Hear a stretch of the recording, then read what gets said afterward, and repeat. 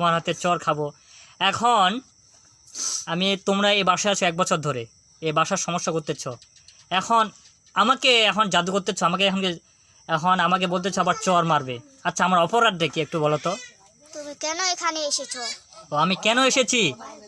আমি আসছি তোমাদের সাথে সাক্ষাৎ করার জন্য। কেন আসবে তুমি? ও, আমি কেন আসবো তোমাদের সাথে সাক্ষাৎ করার জন্য? আমরা আমাদের মতোই থাকতে দাও, নাহলে তোমার কপালে খুবই দুঃখ আছে। আমার কপালে দুঃখ আছে? ওরে বাবা, আমাকে কিন্তু খুব ভয় লাগে। লাগুক, আমরা ভয় পাই না, আমরা মানুষকে ভয় দেখাই। তোমার কথায় কিন্তু আমি খুব ভয় পাইছি কিন্তু এখন। ভয় পাইছো, পালাও।